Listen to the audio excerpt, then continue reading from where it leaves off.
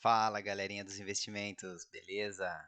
Robson do canal Questão de Ação, trazendo para vocês hoje a análise de resultados do primeiro trimestre de 2021 da Boa Safra, que agora tem o ticker Soja3.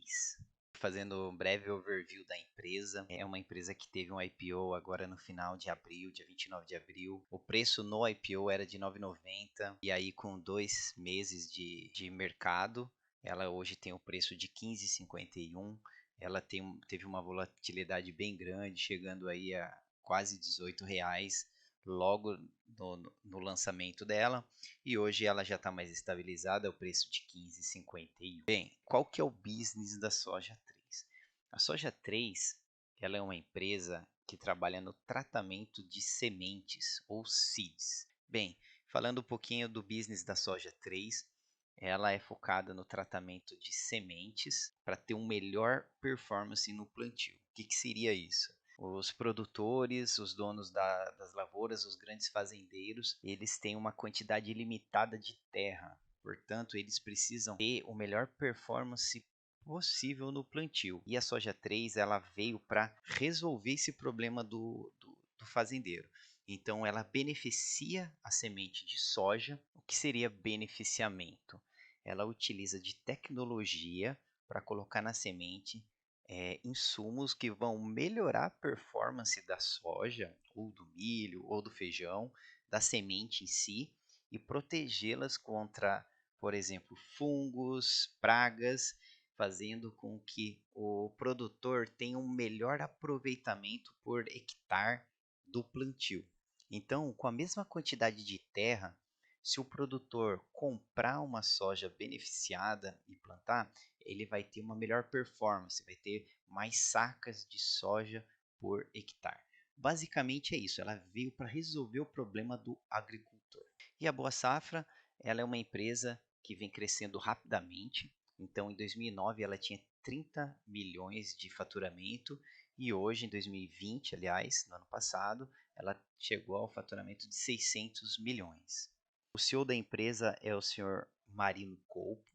Ele falou boa parte da teleconferência, falando do driver da empresa, em crescimento populacional, crescimento de renda, principalmente na Ásia, coisas que aumentam necessidade de alimento, porque a soja 3 ela trabalha com sementes, mas ela está inserido no setor de alimento.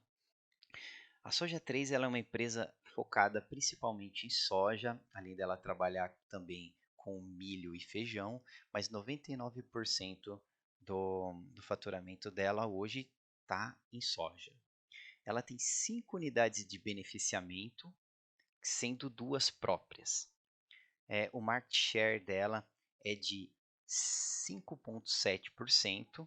Um outro detalhe interessante aqui é que a área plantada de soja no Brasil é maior que nos Estados Unidos. Nós estamos no celeiro da soja.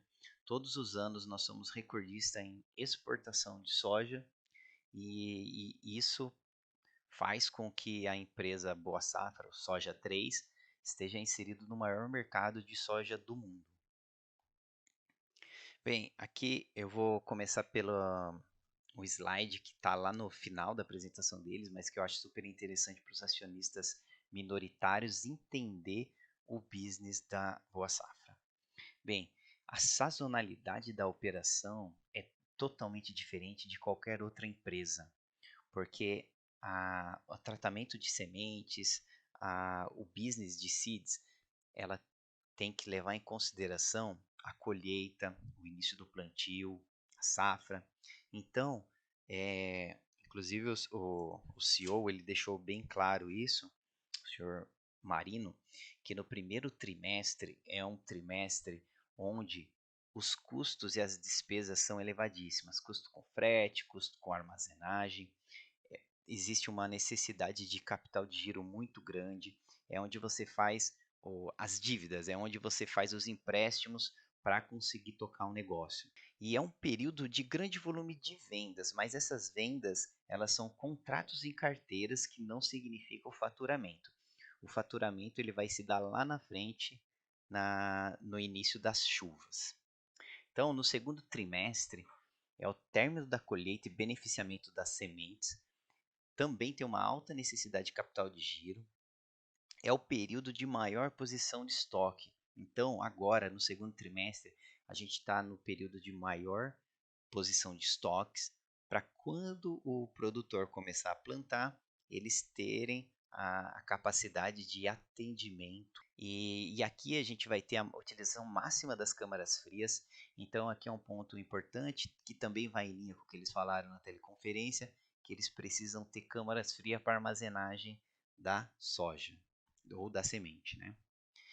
E aqui no terceiro trimestre é o início do período das chuvas e o plantio. Aqui já começa a sair o faturamento e começa a aparecer a receita.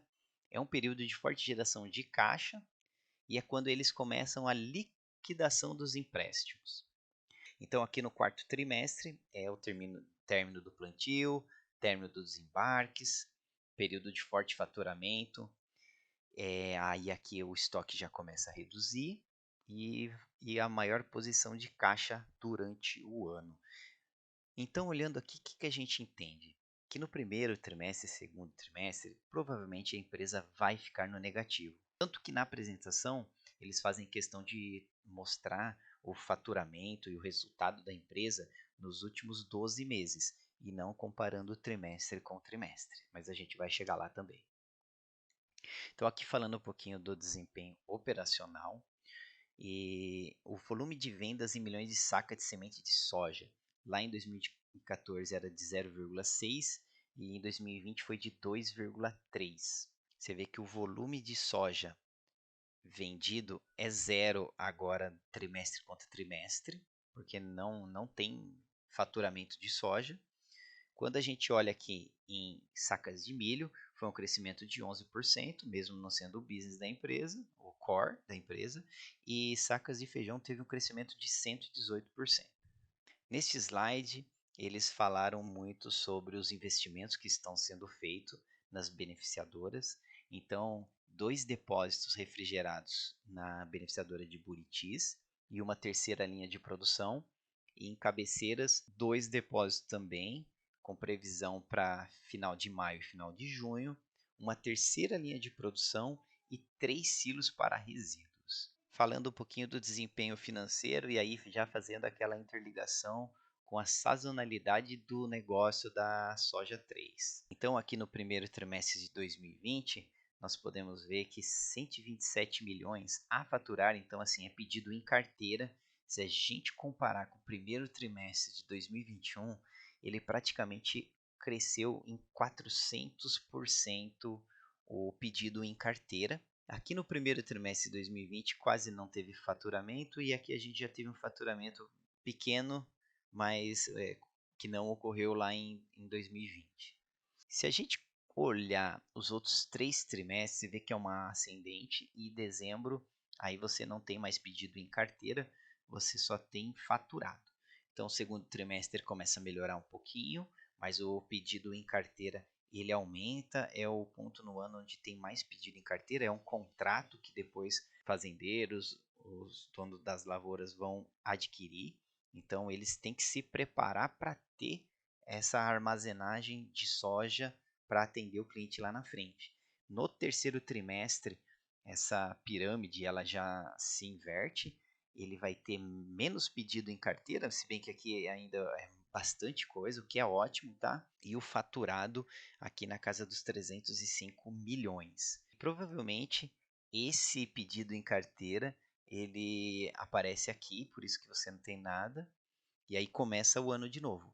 Então é sempre um ciclo que vai se repetindo. Esse faturar aqui no primeiro trimestre de 2021 é ótimo, porque você já começou com um crescimento de 400% de carteira agora em 2021. Aqui ele está mostrando o impacto na sazonalidade na receita de 2020, né? Então, ele só fala aqui de 2020 mesmo, mas a receita líquida por trimestre, o EBITDA, o lucro líquido e o contrato de vendas a faturar. Desempenho financeiro, né, desde 2018 até 2020, e aqui é o que eles comentaram bastante dos últimos 12 meses. Então, se a gente pegar em 2018, foi 311 milhões, 400, chegando aqui em 2020 a quase 600 milhões. E se a gente pegar nos últimos 12 meses, já ultrapassou a casa dos 600 milhões. E aqui ele compara trimestre contra trimestre, de 1 milhão e 200 em 2020, 13 milhões e 400 em 2021. Neste slide, eles mostraram qual que foi o desempenho financeiro da empresa e o resultado líquido, comparando os últimos 12 meses, um aumento de 94%, mas a gente tem que tomar cuidado na hora que for analisar, porque na verdade, quando a gente compara trimestre com trimestre, né, a empresa ela apresentou um prejuízo, tá, de 2,8 milhões de reais. Porém, quando a gente vai analisar os últimos 12 meses, que é o que eles bateram na tecla que a gente precisa analisar, que é o LTM, que eles chamam, a gente teve aí o crescimento de 94%, saiu de 33 milhões para 605 milhões. E trimestre contra trimestre, um prejuízo de 2,8. Eu acho que a empresa, eles focaram bastante nesses últimos 12 meses, mas eu acredito que a sensação que eu tive na teleconferência é que eles não quiseram focar muito no prejuízo de trimestre contra trimestre, mas eu acho que os acionistas, tanto minoritário quanto majoritário, têm que ter um entendimento e acho que aí é uma fase de amadurecimento dos acionistas e entender o business da empresa e a sazonalidade. Eu senti que na apresentação eles ficaram um pouco com receio de mostrar esse lucro líquido negativo de 2,8, mas eu acho que isso não vem ao caso. Eles podem apresentar isso claramente para o acionista e devem apresentar isso para o acionista. Bem, falando aqui do desempenho financeiro, eles mostraram aqui o caixa equivalente, a dívida líquida, a dívida por EBITDA que diminuiu e também no endividamento. O endividamento é uma característica da empresa, ela precisa fazer várias compras, tem várias despesas nos primeiros trimestres, depois ela vai amortizando a dívida e até no terceiro trimestre ela consegue quitar boa parte da dívida. Então, se a gente olhar aqui, o total do endividamento dela é bem baixo, 212 milhões, e em menos de um ano ela pretende quitar 170, e aí a dívida fica bem pequena para os. Bem, pessoal, era isso que eu tinha para falar para vocês. Falando um pouquinho sobre futuro, eles têm possibilidades de crescimento, de adquirir novas empresas, de criar mais empresas de beneficiamento, talvez até um crescimento orgânico, que foi comentado na teleconferência, mas ainda nada muito claro. É uma empresa bem nova, que teve o IPO esse ano, então tem muitas possibilidades. Para vocês hoje era isso. Se vocês gostou, dá um like, se inscreve no canal e lembre-se, tudo é uma questão de ação.